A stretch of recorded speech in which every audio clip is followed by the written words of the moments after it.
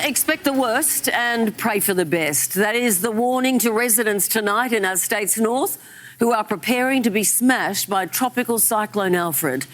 It's now forecast across the southeast Queensland coast as a high-end Category 2 system on Friday morning. The latest tracking has it making landfall around Brisbane, with the worst of the conditions being felt there and further south. So yeah, there is apparently a Category 2 cyclone heading directly for Brisbane. Today is Wednesday.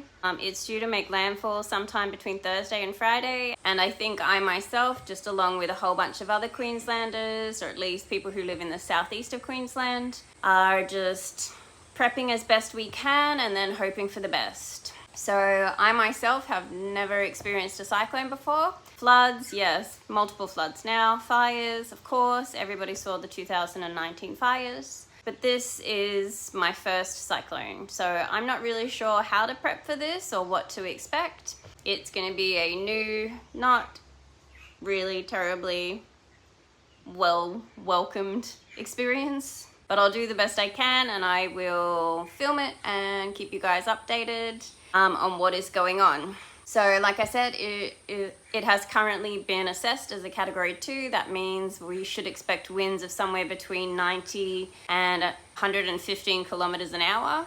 I don't know what that feels like yet. We're also being told to prep for power outages, so we should expect to not have power for a few days.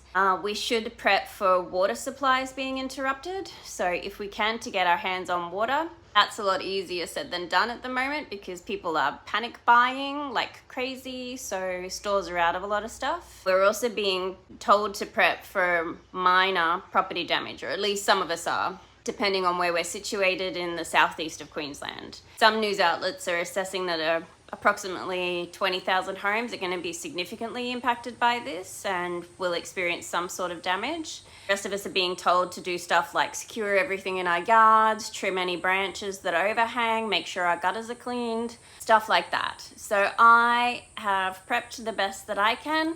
To be honest with you, up until yesterday, I wasn't really taking this terribly seriously. I didn't really think it was going to be a big thing. And I think a whole bunch of us were hoping that the cyclone wouldn't turn inland. But it has turned and is now due to make landfall within the next sort of 24 hours-ish. So I'll show you what I've done. Like I said, I've never done this before. And it feels to me like I have both over-prepped, like I'm maybe being a bit dramatic.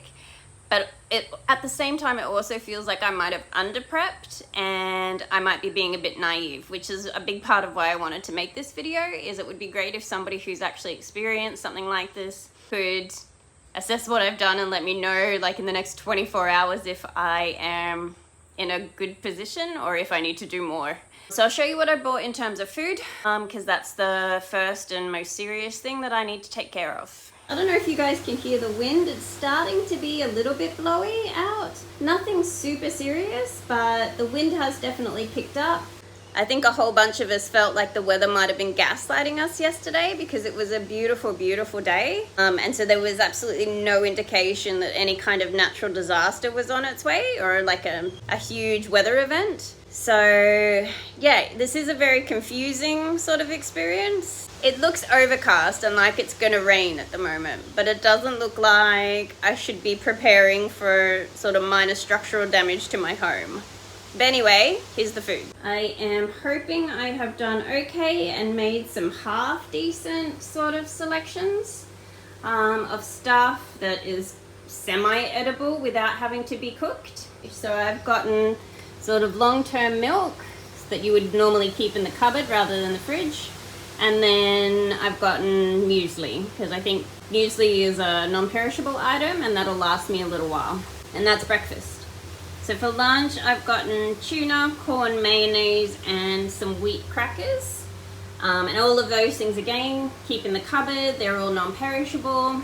And then for dinner, for at least the next couple nights, I've got tortilla chips and also wraps. I've got corn, beans, salsa, and green leafies. So my stove and my oven are both electric, so if we lose power, I won't be able to cook at all. So all of this food has to be eaten cold and no reheating, no boiled water, nothing. So the water, I was lucky I had from at least a year ago when I went on a road trip with a friend, because the supermarkets are completely out.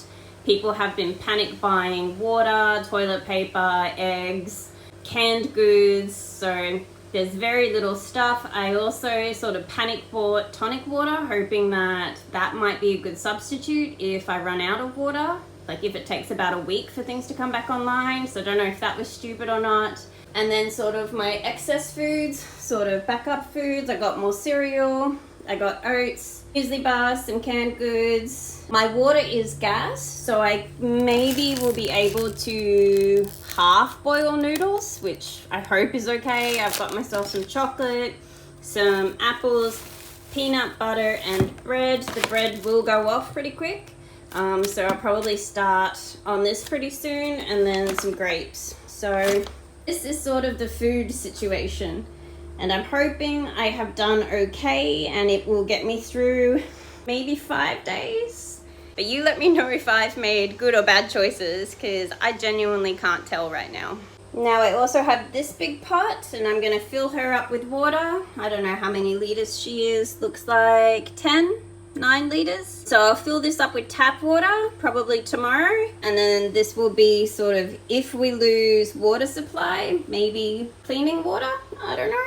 And then we've been told to secure our yards and strap everything down, or bring stuff inside, or put stuff in sheds, and so the house is just absolute chaos. It already wasn't as set up as I would like it to be, because I've just moved recently, and I kind of moved in and then just collapsed and set up the essentials and then put everything else sort of aside, or left things half in boxes. So multiple rooms are not fully functional yet, but functional enough for me to live in. But now everything that was on the porch is inside. A whole bunch of my plants, my poor little dismal plants that sort of survived the move but are not thriving, are now living in my living room along with the rest of my garden furniture. So this is chaos. This is totally chaos. Okay, and then in terms of survival gear that I've got, or stuff to use around the house while things happen, I do have a basic torch. I don't know how well this will serve me, because it tends to spotlight really, like it doesn't cast much light broadly. It tends to really spotlight stuff.